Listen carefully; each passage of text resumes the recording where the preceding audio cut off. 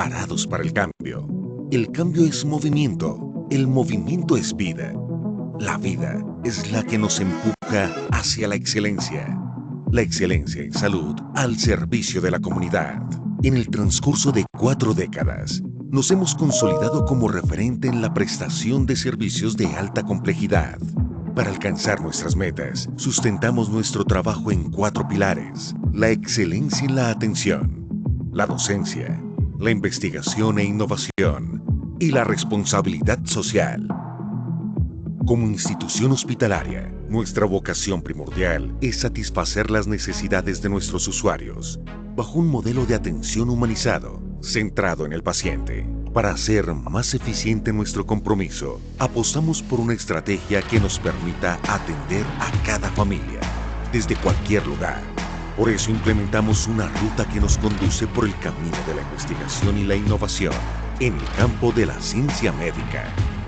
No le tememos a los retos que nos plantea el día a día en nuestra labor. Somos un hospital universitario, lo cual nos permite asegurar la continuidad de nuestra misión. Creemos en una formación académica humanizada, ética y científica, puesta al servicio de la comunidad. Estamos comprometidos con la responsabilidad social que tenemos con nuestro entorno inmediato. Por eso, desarrollamos diversos programas de atención para la población más vulnerable. Nuestra permanente búsqueda de la excelencia nos ha llevado a romper barreras en campos muy prometedores: la telemedicina y la atención a pacientes internacionales. Los tiempos cambian, el mundo se transforma. Estamos preparados para afrontar los nuevos retos. La innovación y la calidez humana hacen parte de nuestra existencia. Fundación Valle del Lili. Excelencia en salud, al servicio de la comunidad.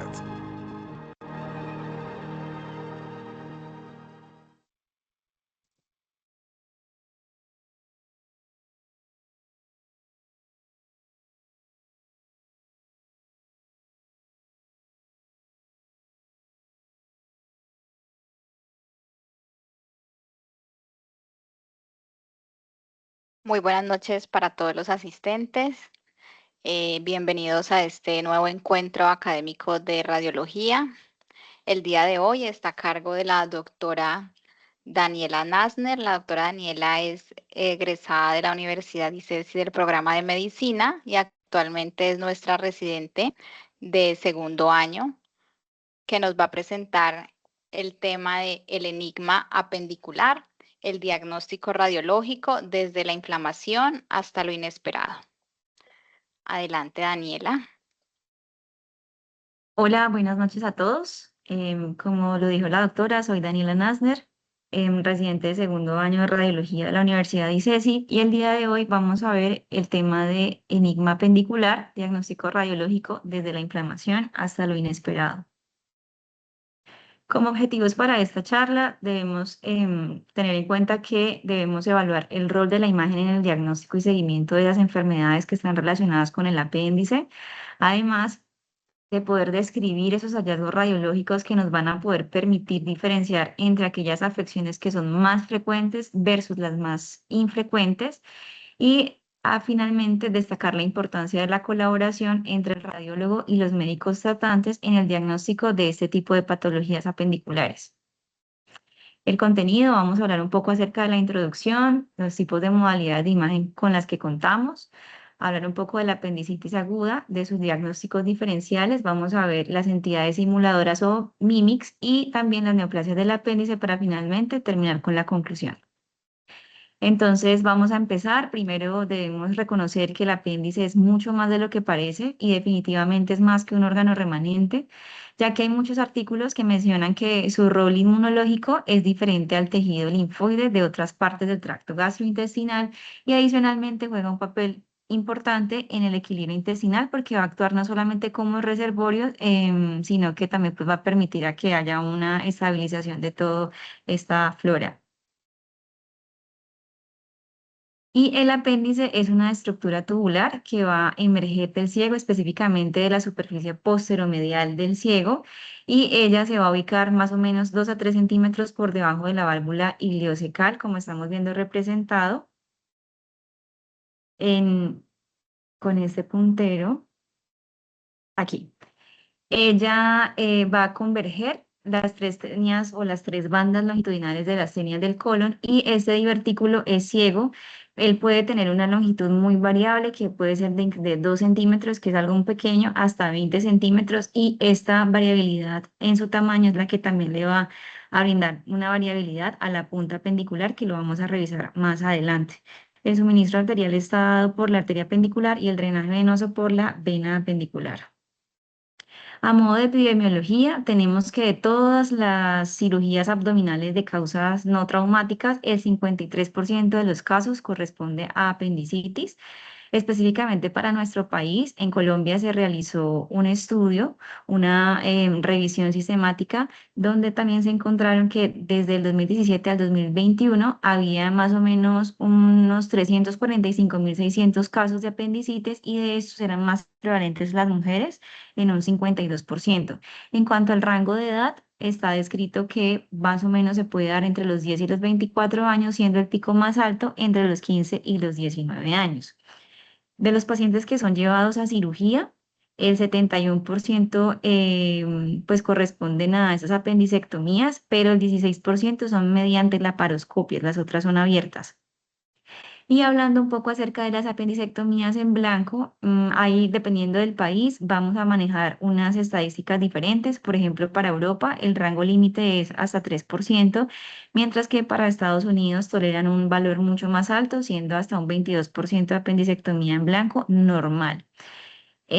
¿Cuál es el riesgo que tienen las personas para desarrollar apendicitis a lo largo de su vida? Se dice que más o menos en las mujeres puede hacer hasta el 7% de riesgo de que la desarrolle y en los hombres el 9%. Y de todos estos casos, hay que tener también presente que no solamente los pacientes pueden tener una infección, sino que hasta el 6% que no es nada despreciable, pueden tener una masa apendicular.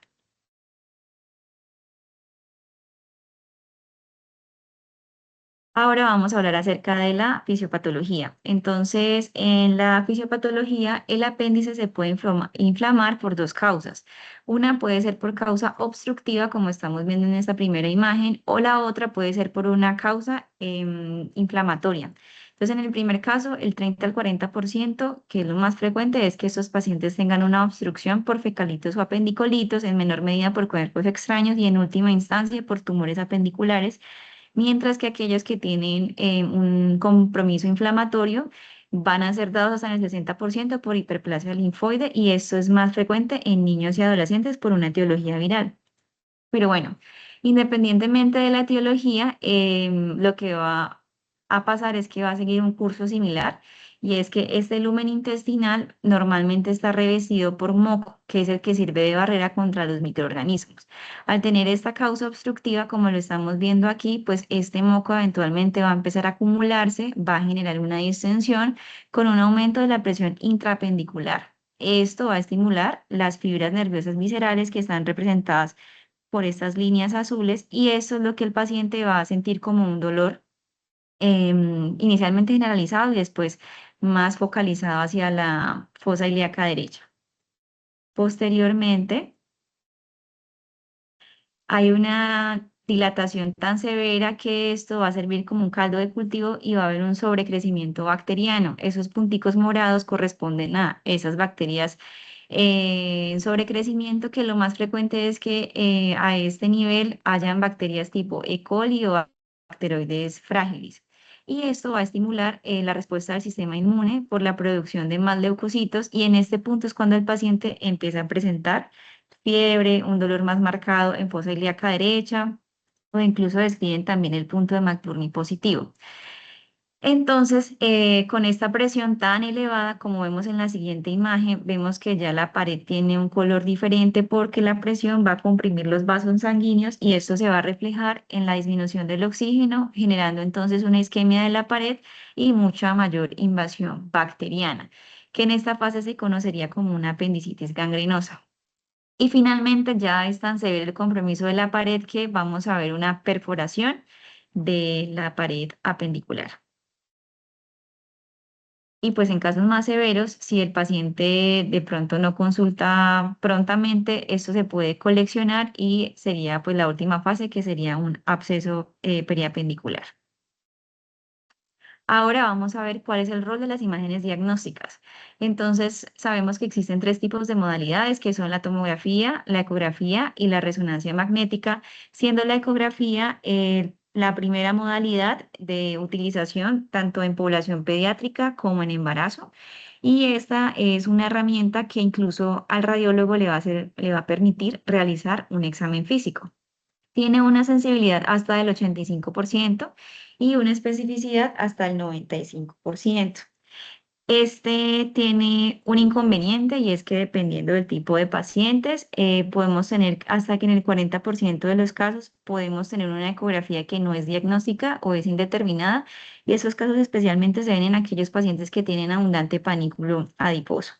La siguiente modalidad entonces es la tomografía, como estamos viendo en esta imagen de un paciente institucional. En esta la especificidad es mucho mayor, es del 91%, también corresponde a una modalidad estándar, pero ojo porque pues como bien sabemos esto genera un tipo de radiación que en población pediátrica y en embarazo pues debe analizarse con mucho detalle.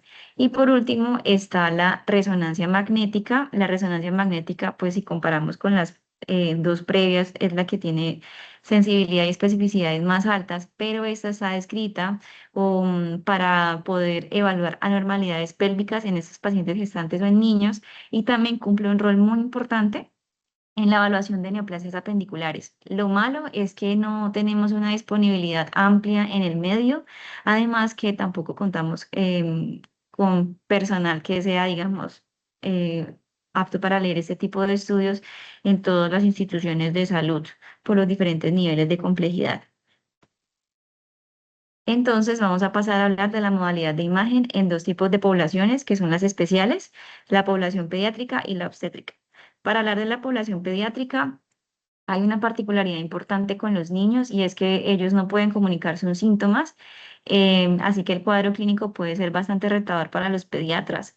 Y una cosa es que no solamente en nuestra cabeza debe estar la apendicitis, sino que también hay otro tipo de patologías. Como vemos acá, los niños pueden tener causas benignas o quirúrgicas. En las causas benignas es frecuente que puedan de pronto cursar con algo más, aparte de una apendicitis que explique su dolor, que puede ser la pielonefritis, la urolitiasis, una adenitis mesentérica, y en las causas quirúrgicas emergentes, torsión ovárica o torsión testicular. Para los métodos de imagen es bastante similar a los adultos con las tres modalidades de imagen, siendo la ecografía la primera línea de imagen que se le va a solicitar al paciente y en segunda instancia la resonancia.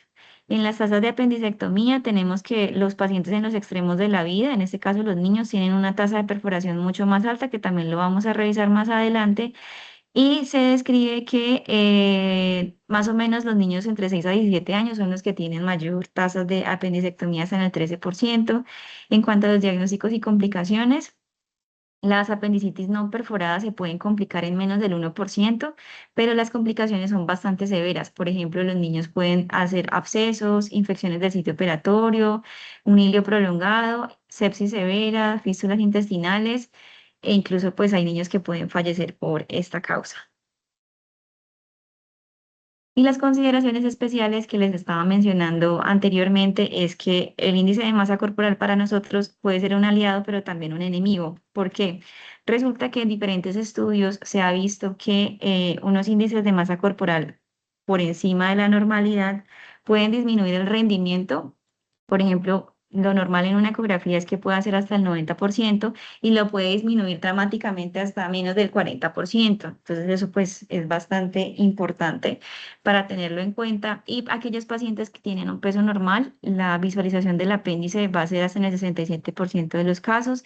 Vemos que en los niños con sobrepeso, pues la visualización es mucho más compleja, pero en niños delgados se va a ver mucho mejor.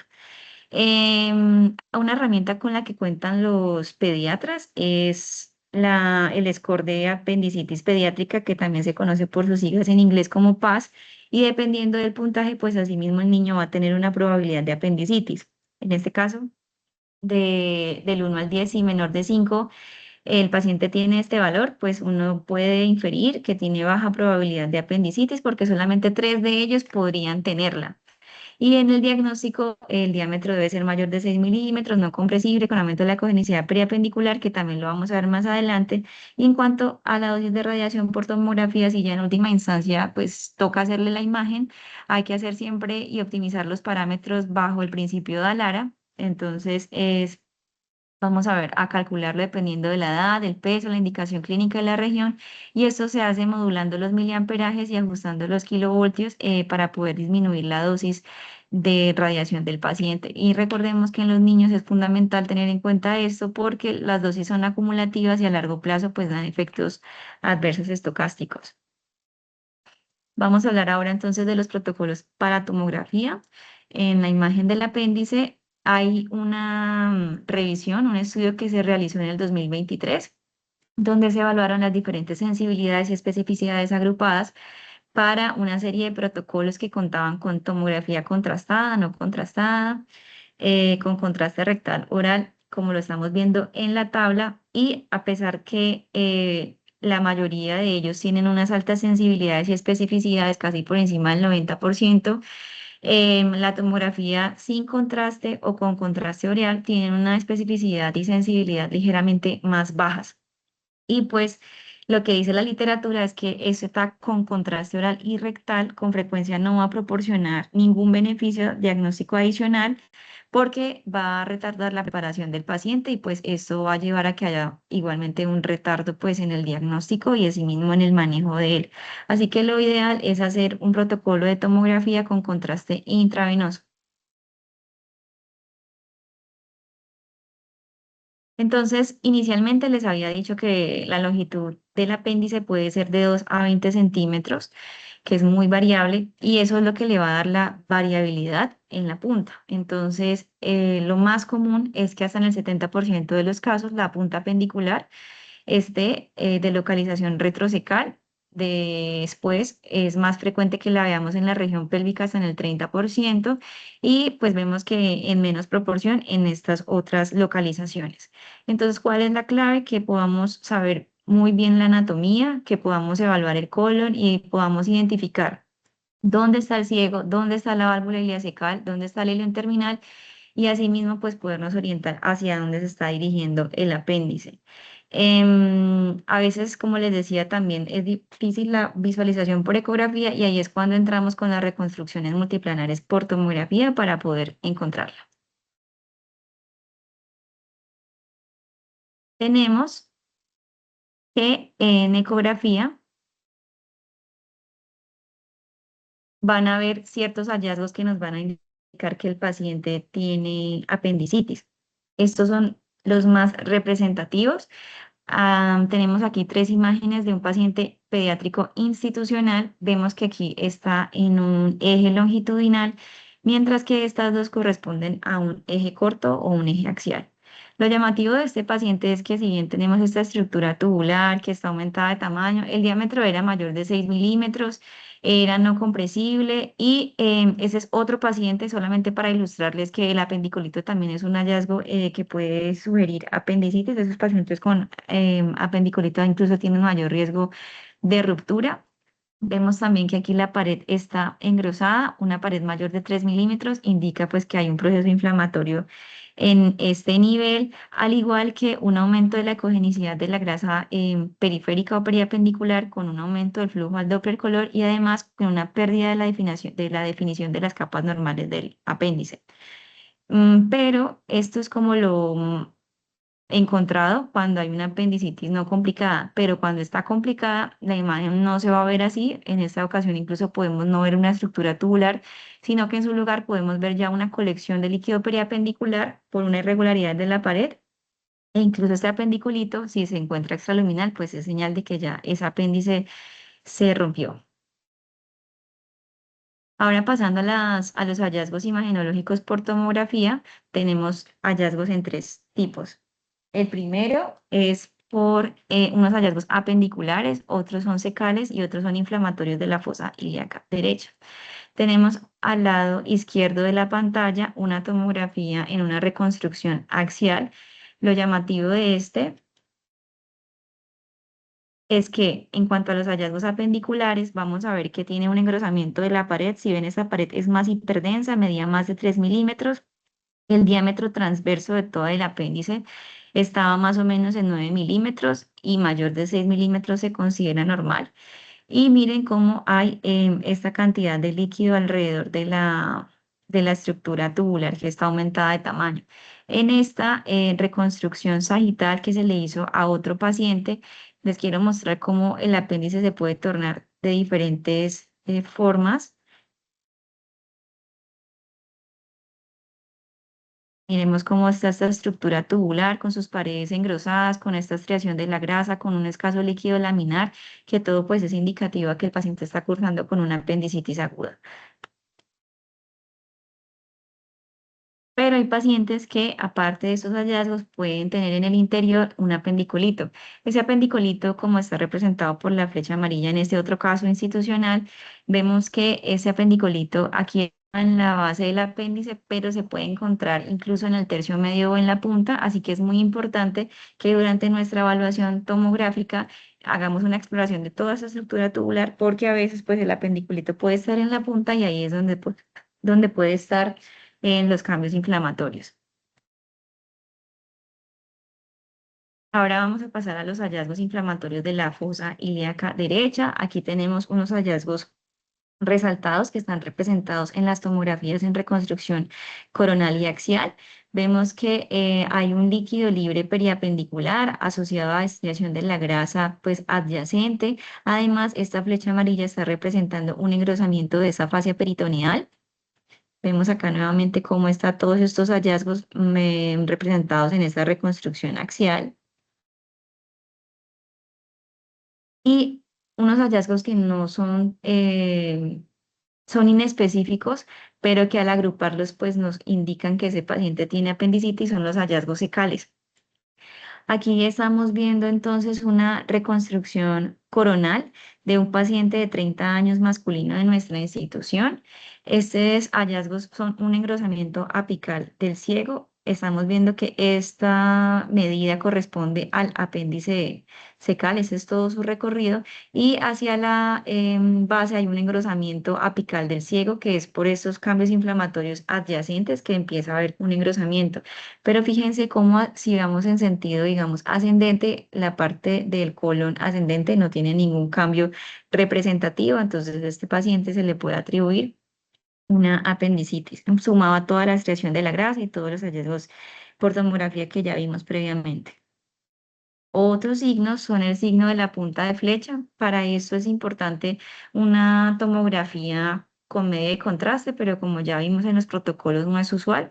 Este paciente se lo habían mandado por sospecha de otra patología, pero lo que les quería mostrar es que tras haberle administrado el medio de contraste a este paciente, podemos ver cómo hay un engrosamiento del ciego alrededor del orificio apendicular, como lo estamos viendo aquí. Aquí, y ese engrosamiento de la pared del ciego lo que hace es que genera un obstáculo para que ese medio de contraste avance y se ve como una punta de flecha, como lo estamos viendo representado en esa tomografía de reconstrucción axial. Si lo estamos viendo aquí, se ve bastante bien para que lo tengamos en cuenta. Y inicialmente les había mostrado también una tomografía en reconstrucción sagital del apéndice que estábamos viendo totalmente engrosada, que era una estructura tubular con cambios inflamatorios. Esta imagen corresponde al mismo paciente que fue llevado a una apendicectomía. Esto que vemos aquí, esta banda hipertensa, corresponde a las suturas por la apendicectomía que le hicieron y este paciente hizo unos cambios inflamatorios del muñón, entonces también hay que tener en cuenta que si el paciente tiene una resección del apéndice, eso no lo exime pues de que haga un proceso apendicular en el muñón remanente. El siguiente signo es el signo de la barra cecal. Este también es un paciente de nuestra institución.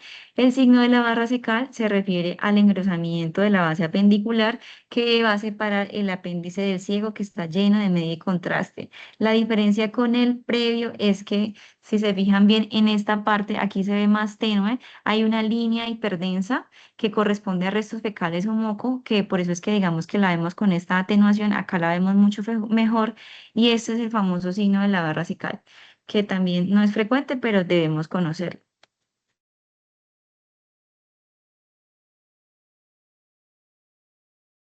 Ahora bien, habiendo revisado los hallazgos tomográficos, hay que ver cuál es la interpretación. Entonces, en la interpretación se ha debatido mucho esos criterios exactos para el diagnóstico, pero ha habido como un consenso, por así decirlo, y se ha hablado de cuatro categorías. Entonces, estas cuatro categorías son, estamos con una apendicitis que está totalmente excluida y el paciente no la tiene, una apendicitis probable o una apendicitis probable o una apendicitis definitiva.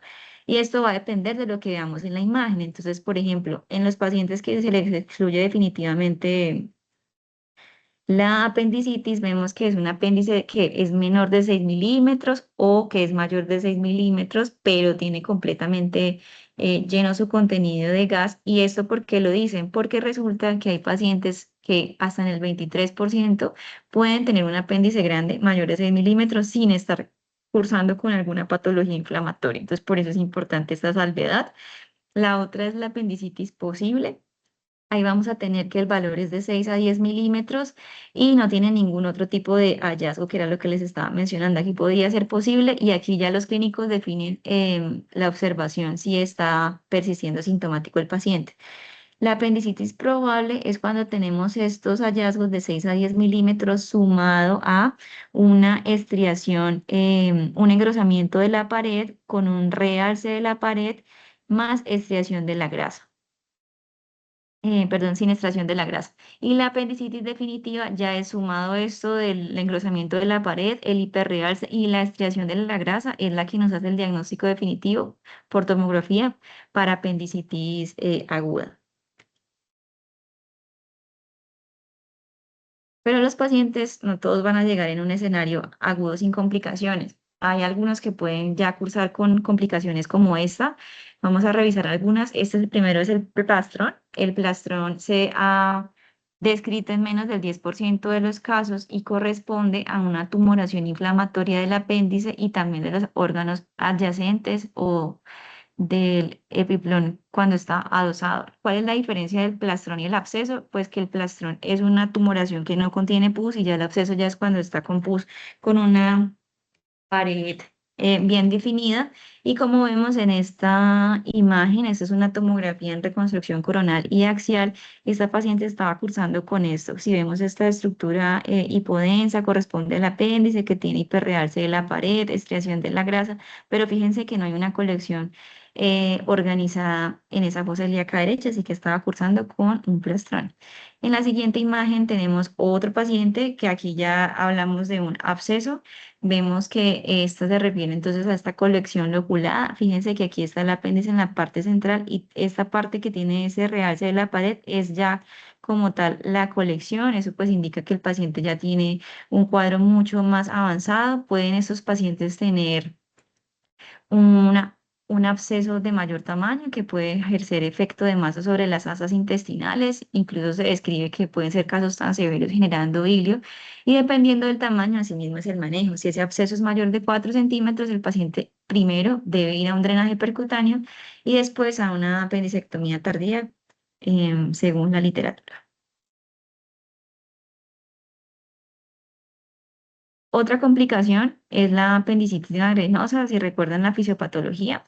Esta se debe a una alteración vascular de la pared.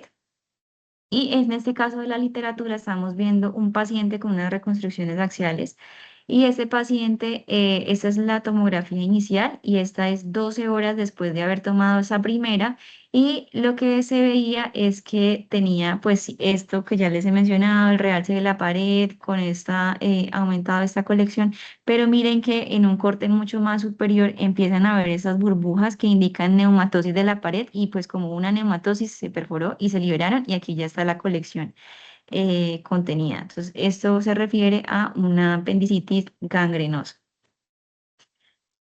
Entonces, las complicaciones serían otras como la perforación. En la perforación está el aire extraluminal, el apendiculito, como les había dicho en la ecografía, se puede ver pues por fuera de la estructura tubular.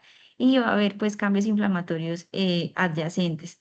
En estas imágenes estamos viendo al lado izquierdo de la pantalla una reconstrucción sagital y la punta de flecha está indicando un apendicolito y fíjense que este apendicolito esta es la punta apendicular y ahí era donde estaban esos cambios inflamatorios y los cambios inflamatorios fueron tan severos que la colección se extendía en sentido superior hacia la gotera parietocólica y habían múltiples colecciones intraabdominales, como estamos viendo aquí señalado en rojo, y en esta reconstrucción axial, pues el predominio de las colecciones eran en región pélvica, pues porque acá estaba, digámoslo así, la fuente de la infección. Y la siguiente es la peritonitis, que es ese líquido libre de interasas que se va a extender a lo largo de los recesos peritoneales, como estaba cursando este paciente. Otro hallazgo es la pileflebitis. Esta es una paciente pediátrica de nuestra institución que cursó con dolor abdominal, shock séptico y demás.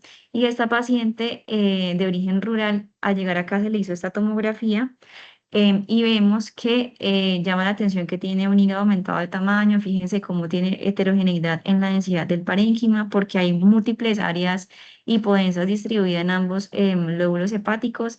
Y otra cosa llamativa, pues es esa trombosis, este defecto de opacificación de la porta. Aquí no se los traje, pero esa trombosis se extendía al confluente esplenoportal y a la vena mesentérica superior y adicionalmente tenía líquido libre en las goteras parietocólicas y en la cavidad pélvica. Y al hacer un barrido de toda la tomografía, vemos que tiene una colección en la fosa ilíaca derecha con un montón de burbujas gaseosas que pues esto era el indicativo de la fuente de infección. Entonces, esa tromboflebitis se debe a esos vasitos que están adyacentes a este foco de infección. En este caso fue apendicitis, pero en pacientes con diverticulitis también se han descrito casos de pileflebitis. La mortalidad puede ser hasta del 14% y pues este TAC nos va a ayudar a diagnosticar la trombosis, igual pues la patología subyacente para que asimismo los clínicos y cirujanos se puedan orientar y las complicaciones de ellas van a ser abscesos hepáticos como lo tenía esta paciente. Otra cosa y más severa es la isquemia intestinal e incluso la degeneración cardiomatosa de la porta. Y ahora, habiendo revisado estas complicaciones, vamos a pasar por la modalidad de imagen de las pacientes obstétricas. Entonces, las pacientes obstétricas, igual que los niños, el dolor abdominal no solamente va a ser por sospecha de apendicitis, sino que van a haber otras causas benignas, como la laxitud ligamentosa, el quiste hemorrágico, incluso un cólico renal, y las quirúrgicas como torsión ovárica o colecistitis. Los métodos de imagen, igual que en las otras poblaciones de adultos y niños, primera línea, ecografía, tomografía haciendo la salvedad de la radiación fetal, siguiendo los protocolos establecidos en la literatura o en la institución. Y en la resonancia, el diámetro transverso sí está escrito diferente, porque si bien ya habíamos visto que es 6 milímetros para estas pacientes gestantes, se ha escrito un límite normal de hasta 7 milímetros. Entonces, eso es como la diferencia. Y otra cosa importante con las pacientes embarazadas son el desplazamiento que el apéndice va a tener dependiendo de la edad gestacional de esa madre. Entonces, por ejemplo, si tiene 12 semanas de embarazo, el apéndice va a seguir en la cavidad peritoneal, pero si ya el bebé tiene 24 semanas, ya el apéndice se va a desplazar a nivel de las crestas ilíacas y ya en un embarazo de tercer trimestre, que sería más o menos 37 semanas, el apéndice se va a ubicar en flanco o hipocondrio derecho y ya es mucho más difícil de caracterizar. Y en cuanto a los diagnósticos y complicaciones, pues tenemos que esas dificultades diagnósticas van a retrasar el tratamiento y la perforación apendicular se describe en esta población hasta en el 55%.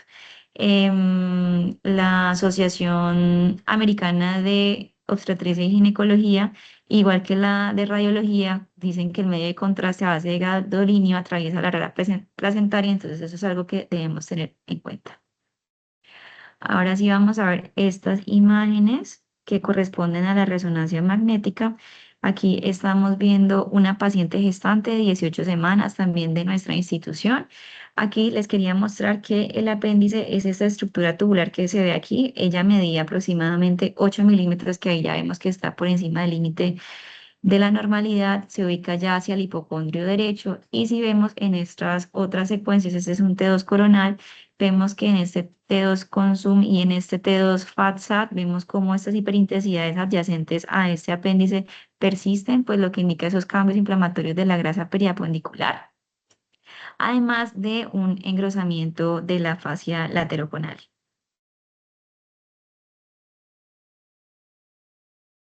Esta es otra paciente de 16 años con un embarazo de 28 semanas.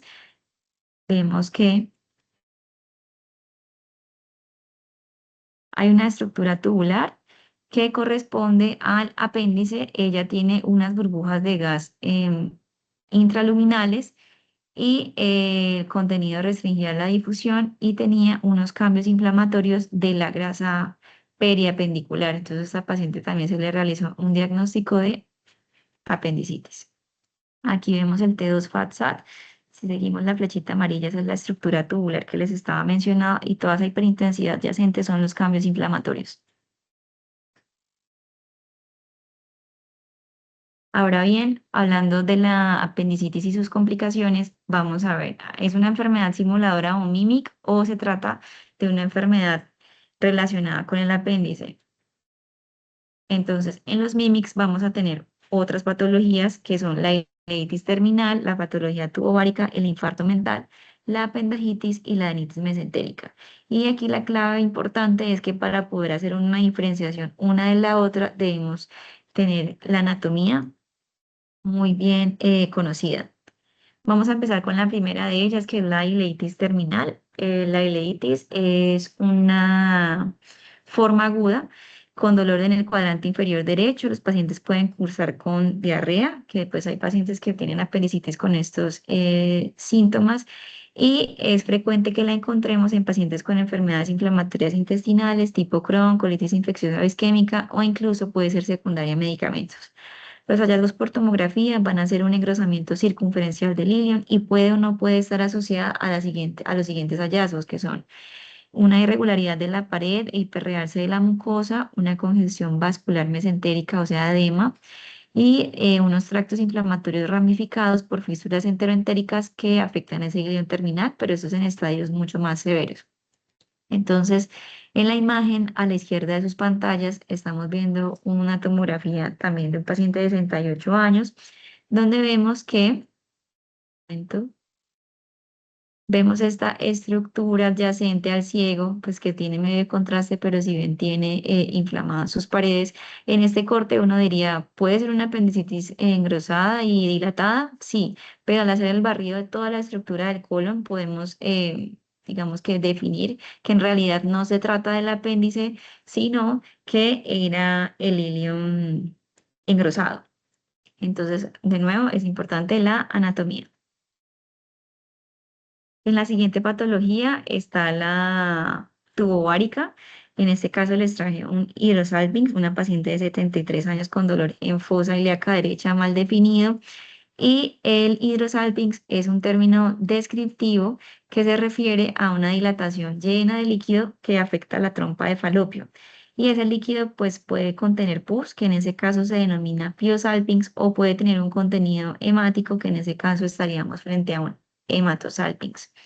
Ese hidrosalpinx, como en este paciente, se puede ver de manera incidental, como esta estructura, como vemos al lado izquierdo en esta reconstrucción axial, como una estructura tubular hipodensa porque pues está conteniendo líquido en su interior que no se acompaña de ningún otro hallazgo como estriación o líquido adyacente. Y hay algo que puede presentar y es que en algunas pacientes puede haber realce de esa pared tubárica. Entonces, de nuevo, al hacer una buena exploración del colon y del ilion, pues podemos definir si esta estructura es dependiente o no del intestino. El siguiente hallazgo es el infarto mental. El infarto mental es una afección poco frecuente, puede ser primaria por torsión de los vasos del epiplón o secundaria por un posoperatorio o un paciente que haya tenido un trauma abdominal. Estos pacientes que vamos a ver en la imagen, esto que estamos viendo aquí es una masa que es bien delimitada, que es ligeramente más hiperdensa que la grasa mesentérica adyacente. Vemos que tiene un signo en el interior que es como un remolino que corresponde a esas estructuras vasculares y puede o no puede haber asociado estriación de la grasa por cambios inflamatorios. En este caso es bastante leve. Y algo importante con el infarto mental es que dependiendo de la ubicación, pues asimismo los pacientes van a referir dolor. Entonces, por ejemplo, puede simular una apendicitis o una apendicitis o una diverticulitis. La siguiente entidad simuladora puede ser entonces lo que les mencioné ahorita, la apendijitis. La apendijitis se debe a un proceso isquémico o inflamatorio que está autolimitado, que es poco frecuente y va a afectar los apéndices epiploicos del colon. Puede ser primario o secundario a otra patología y la primaria pues es espontánea. Es muy raro que se encuentre en el apéndice, pero hay casos descritos en la literatura y los hallazgos por tomografía son muy característicos. Por ejemplo, podemos ver, como vemos acá en esta fosa ilíaca derecha, hay una estructura ovoidea que tiene una densidad grasa que esta más o menos medía 3,5 centímetros de diámetro y ella tenía en su interior un punto que es el punto hiperdenso que corresponde a un pedículo vascular trombosado y miren cómo están de realzantes esas paredes que conforman el signo del anillo hiperdenso. Entonces, estos hallazgos son muy característicos de apendijitis. Otra cosa que se puede encontrar es engrosamiento del peritoneo adyacente y en pacientes que tienen esta entidad ya, digamos, larvada o crónica, puede estar asociada con calcificaciones y esas calcificaciones se pueden desprender de la estructura y se pueden, digamos que, difundir al peritoneo. Entonces podemos encontrarlo y hay que buscar pues que tenga esta entidad. Y la última es la adenitis mesentérica. Entonces, la adenitis mesentérica es un proceso propio de la edad pediátrica, es autolimitado y afecta a los ganglios linfáticos mesentéricos y los criterios diagnósticos son muy claros.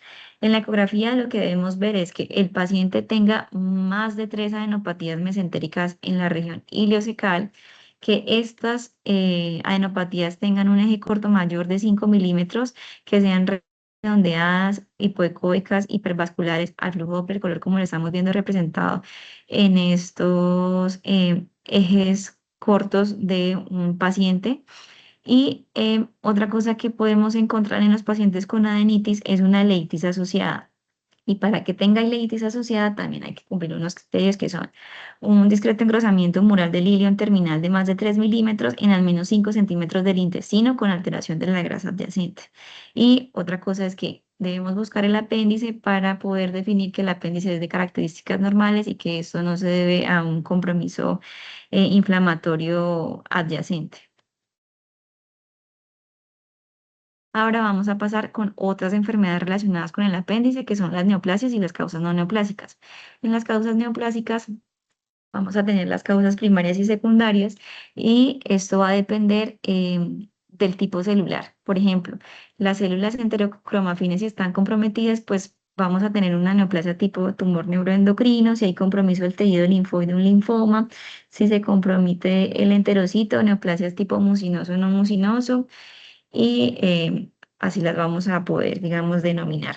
Y en las causas no neoplásicas están la enfermedad inflamatoria intestinal, la endometriosis y la diverticulitis. En las primarias, entonces vamos a tener lesiones mucinosas benignas, lesiones mucinosas malignas, tumores neuroendocrinos, linfomas y metástasis. Vamos a revisar la primera de ellas, que es el mucosele.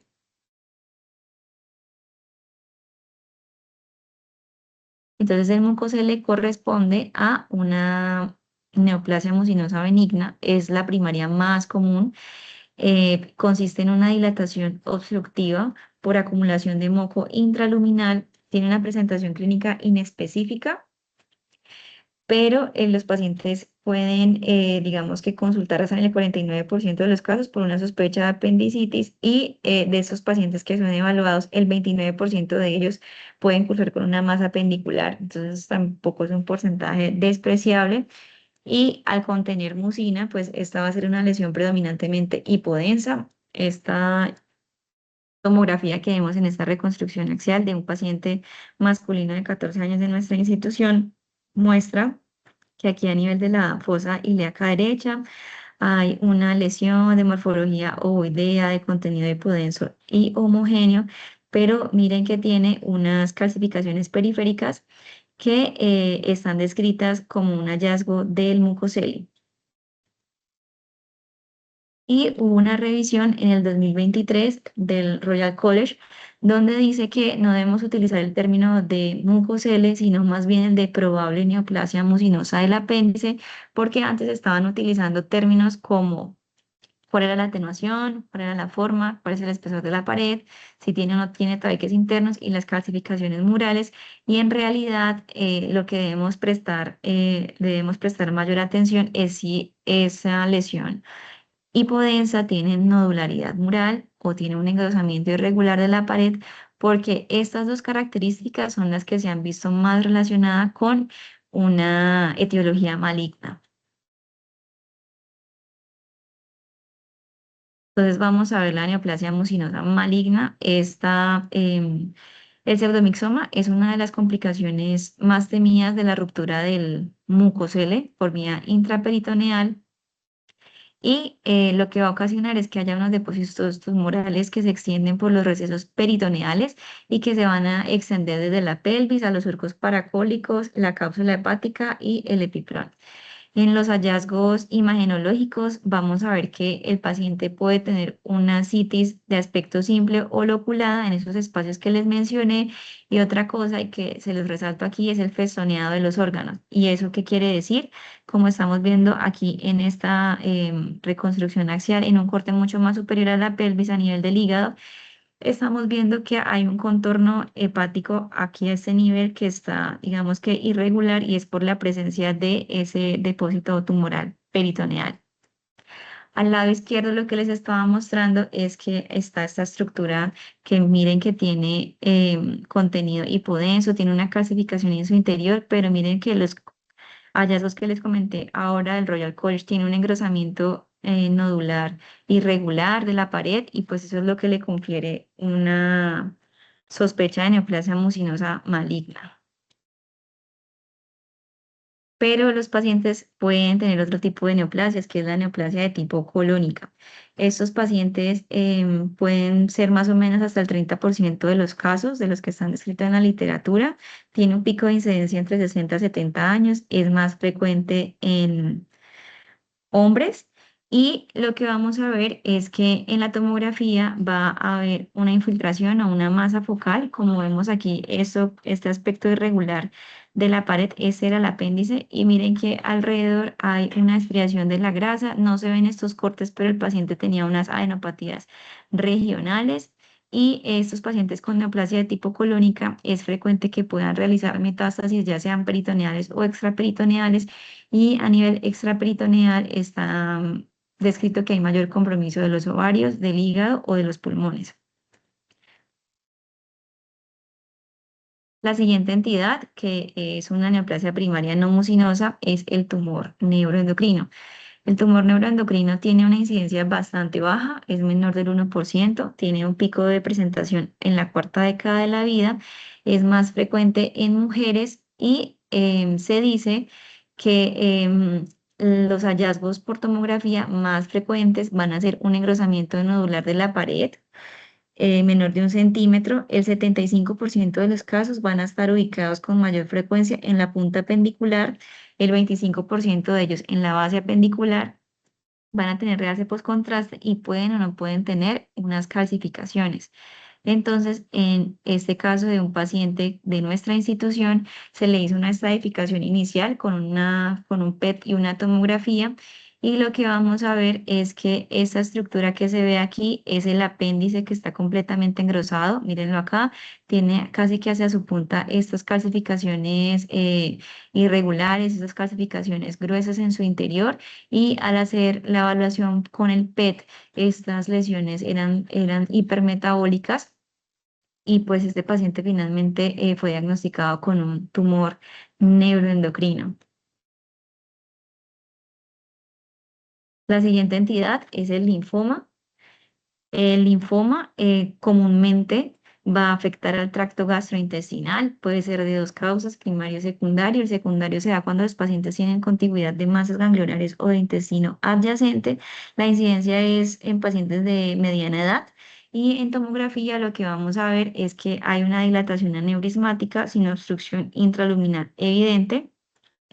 Podemos ver un engrosamiento circunferencial de la pared con un agrandamiento difuso del apéndice y va a haber una conservación de su forma vermiforme. Entonces, aquí lo que les estoy mostrando es que se hace esta edificación con tomografía y con el PET y esta gran lesión pues corresponde a ese compromiso de conglomerado ganglionar y acá vemos el apéndice dilatado. Esa es una imagen magnificada en una reconstrucción ortogonal, donde se ve todo el trayecto de ese apéndice engrosada que les estaba mencionando, que era hipermetabólica, y miren que no tiene cambios inflamatorios adyacentes. Ahora vamos a hablar de las causas no neoplásicas, que son la diverticulitis. La diverticulitis es una rara causa de apendicitis, pero se ha descrito hasta en el 10% de los casos. Ellos tienen un alto riesgo de neoplasias. Se han descrito 45% de los casos que pueden avanzar hasta estos estadios y pues el cuadro clínico puede simular una apendicitis aguda. Entonces, lo que vamos a ver por imágenes es una inflamación del divertículo. Se puede tener leve o ninguna inflamación de la pared apendicular, pero como está cercanía, pues va a haber líquido periapendicular, estriación de la grasa apendicular y aquí es cuando nos toca ver anatómicamente hacia dónde es que está en realidad el compromiso inflamatorio. Y el problema es que si ellos se complican y hacen un absceso y están en esta localización apendicular, pues sí es bastante complejo poder definir o distinguir una de la otra. Aquí estamos viendo un paciente de nuestra institución. Estamos viendo unas reconstrucciones coronales y vemos que hay una inflamación aguda del divertículo que corresponde pues a esos cambios inflamatorios que si lo hacemos un barrido muy rápido podríamos confundirlo con una patología solamente del apéndice. Y como conclusiones tenemos que no se debe subestimar el apéndice porque los diagnósticos diferenciales, como vimos, van a variar según la población. El ultrasonido es el método de primera línea en poblaciones pediátricas y embarazadas. La resonancia puede ser útil en embarazadas cuando la ecografía no es concluyente y el enfoque diagnóstico debe ser dirigido por la clínica y apoyado por la imagen, evitando el uso indiscriminado de estudios y también pues ese enfoque nos va a ayudar a reducir las tasas de apendicectomías en blanco o apendicectomías negativas.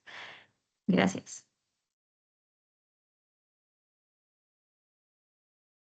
Muchas gracias, Daniela, por esta presentación tan bonita, con los casos tan ilustrativos en todas las modalidades, en todas las etapas de la vida. Pues hasta ahora no nos han enviado ninguna pregunta en el chat. Tenemos unos minutos por si quieren hacer alguna pregunta para que nos la escriban por favor en el chat o en el botón de preguntas y respuestas.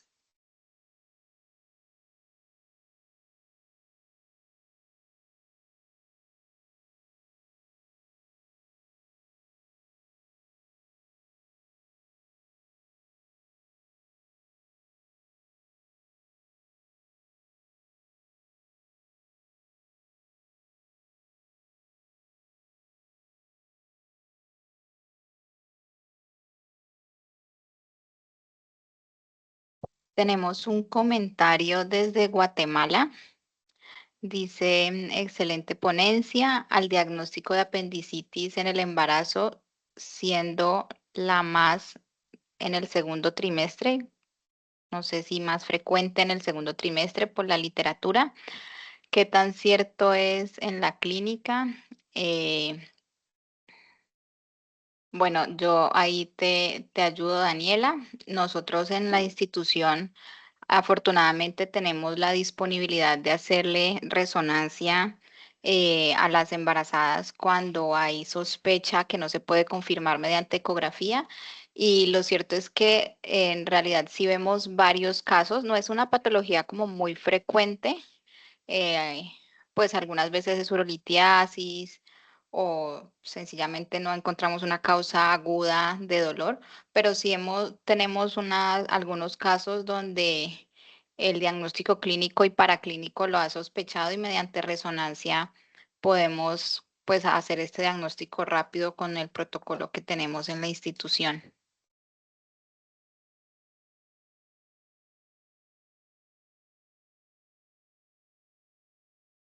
Bueno, entonces, si no hay más preguntas, terminamos con esta invitación a nuestro 17º Congreso de Radiología Radio Lili.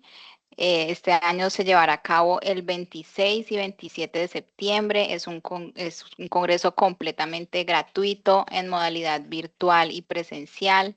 El tema es la innovación y nueva tecnología aplicada en radiología e imágenes diagnósticas. Hay ponentes nacionales e internacionales que nos hablarán de inteligencia artificial enfocada pues a nuestra profesión. Ahí en el chat está el link para que todos se inscriban. Recuerden que es gratuito y que es en modalidad virtual y presencial. Y no se pierdan el workshop de radiología que se realizará el 27 de septiembre. También para los tecnólogos y para el personal de enfermería hay un simposio que se realiza el 26 de septiembre. También es virtual y presencial, entonces están todos cordialmente invitados a este evento. Muchas gracias por asistir, los esperamos en nuestros próximos encuentros. Que pasen buena noche.